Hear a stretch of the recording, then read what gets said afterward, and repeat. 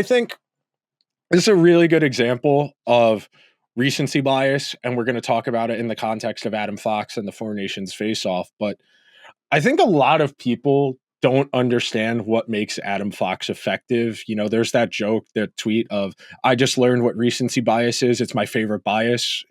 That's kind of how I feel about this discourse around Adam Fox right now, because he's never been a body banging, checking, hard hitting guy. He's never been physically imposing. He's never been particularly fast. If you go and look, NHL had the NHL Edge website, which has 4 years of data from 2021 to the present.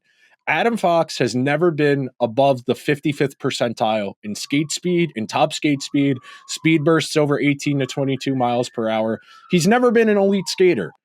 Adam Fox's game is entirely positioning, IQ, and instincts. Because of that, when he gets put in those defense first situations in and around the net front, below the goal line, he's going to have to work harder. He's going to look a little more out of place because he's not the strongest guy. He's not the biggest guy. And one thing I want to point out, Adam Fox is at his best when the Rangers, or in that case, when his team has the puck and they are going from defense to offense quickly, and he can augment the attack in the offensive zone as the fourth forward. Because teams Adam Fox plays on have the puck so much in the offensive zone, he plays less defense overall.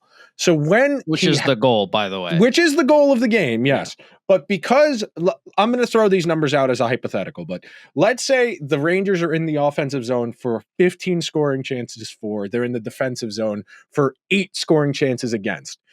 Even though they had almost twice as much offense as they did defense, if 2 of those 8 scoring chances against are high danger or close to the net, particularly stand out, you know, they're going to stick in your brain. That 1 out of 4, because, you know, 2 out of 8 is 1 out of 4, they're going to be more pressing in your mind than the 15 scoring chances for, especially if you don't get a goal down at the other end, you know. So I want to point that out, that even though he's still winning his minutes, the Rangers have never lost Adam Fox minutes in terms of goals at any season or in any postseason for his 6 years in the NHL, or in the 3 real playoff runs, not counting the Carolina play-in round. So I think fundamentally, I understand the frustration in and around the net front, and I understand a lot of people feel that if Adam Fox is as good as people like Andrew think he is, the team would be better. And I think that's a lot of the frustration. I just think a lot of people feel that if the team is as bad as it is right now, these guys can't possibly be as good as we say they are. And I get that. Fundamentally, I get it. That you feel as a fan that if you are paying a defenseman 9.5 and Shesterkin, you know, the 12.5 he's going to get next year, the team needs to be better. I think those are reasonable gripes. But I think you need to point the finger at guys who are significantly more culpable in the team's failures than the team's 2 best players over the last half decade. Listen, again, if you are blaming Adam Fox for the reason the Rangers are losing games, you simply don't know what you're watching.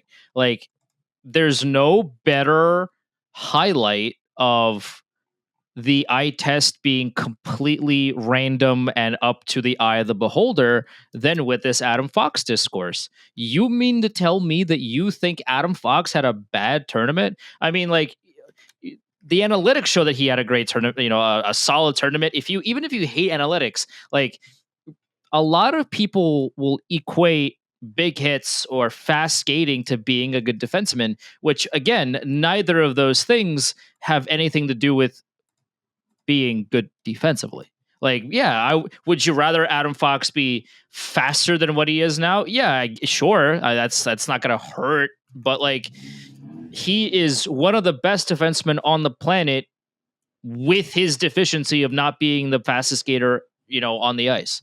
So he's really good at what he does. He's incredibly, you know, solid. When the team, whether that be Team USA or, you know, the Rangers, when Adam Fox is on the ice, the team that he's playing for is instantly a better defensive team, and that is not a hot take. That is probably the coldest take that I could probably have on the show. Because they're playing less defense. Adam Fox is good at hockey. Like, I'm not breaking any news here.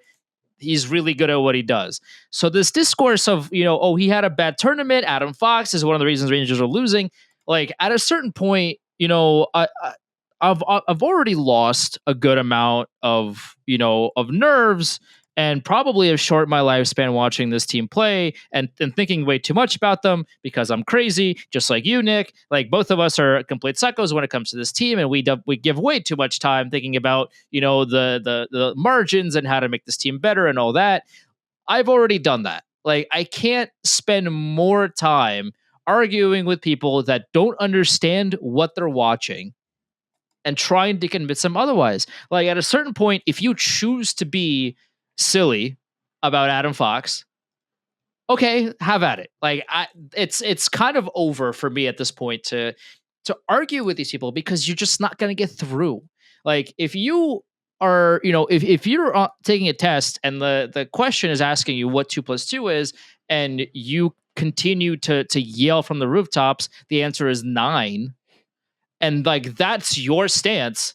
At a certain point, brother, go for it. Like I'm not here to convince you otherwise that the answer is anything other than 9. If you so firmly believe that, and like that's, and with your loopholes, and if whatever you somehow manage to conclude that 2 + 2 is 9, I'm not here to get in your way. I know what the truth is, which is that the answer is not 9. But if you continue to be super loud that it's not 4, have at it. Like it's just not a good time investment to argue with these people, because Adam Fox is one of the best defensemen on the planet. He's far and away, again, not a hot take, the best defenseman on the Rangers. So is he having a perfect season? The answer is no.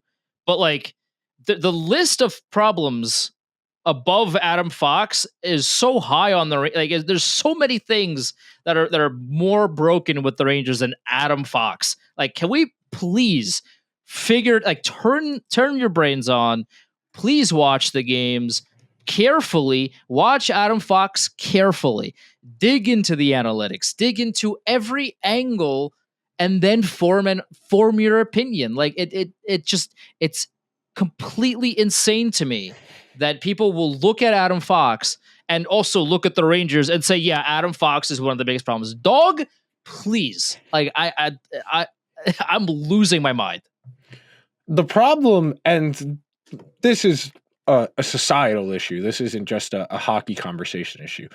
The problem is that social media rewards people who are able to garner reactions. It's the easiest way to garner reactions, to be incendiary, to be inflammatory. And the reason we can't have great conversations as far as the eye test is because everybody watches differently.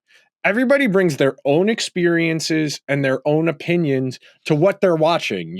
Some people are just looking at the puck. Some people are looking at the play developing away from the puck. Or if you're doing a deep dive, you're only watching a specific one player and how they operate within that environment. If you're just following the puck, you're going to miss components of the game. If you're just following the play away from the puck, you're going to miss the decision making that goes into setting up the play, so on and so forth. That's why it's hard to have these types of conversations, because I can point to the numbers.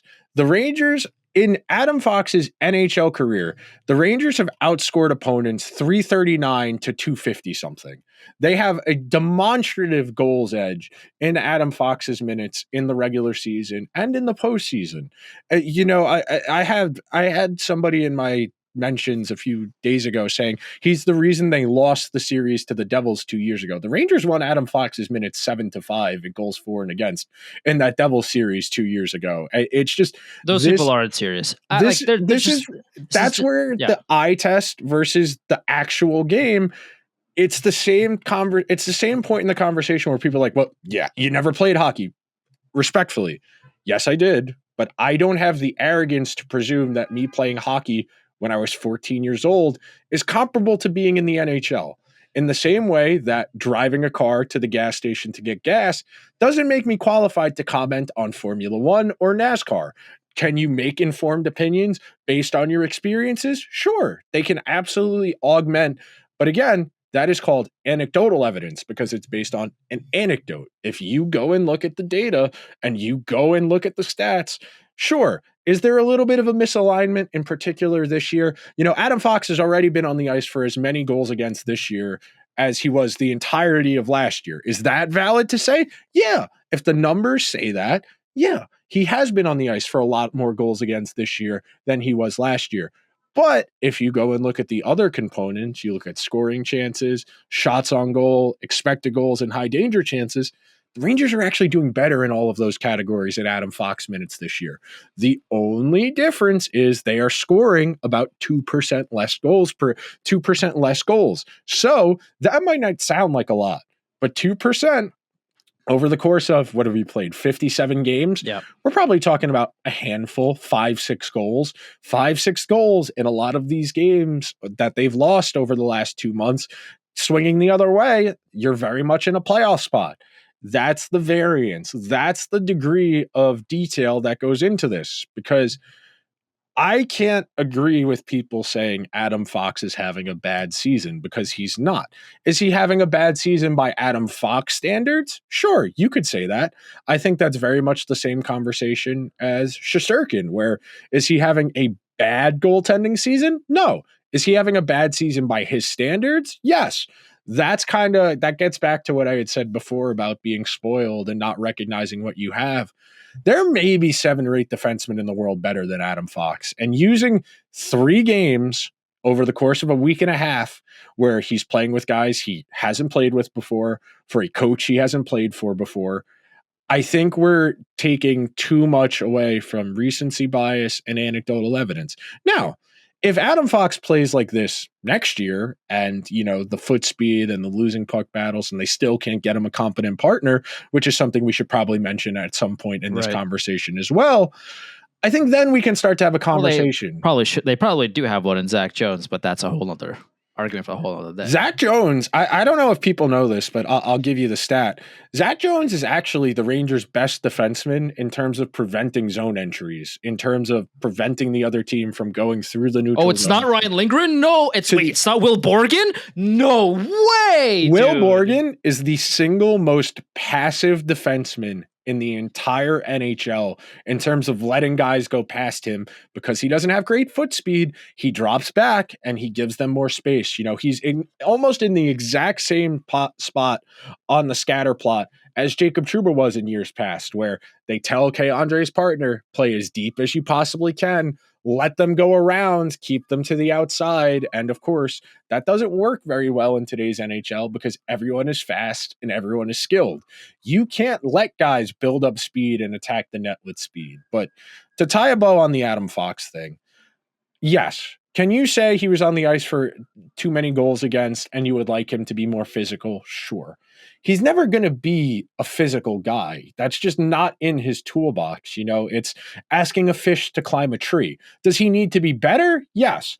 Is it a fatal flaw? No. He won the Norris Trophy 3 years ago. He finished second 2 years ago. He arguably should have won it, but Erik Karlsson had 100 points on a 20-something win Sharks team, so they gave it to him, and he finished 4th last year.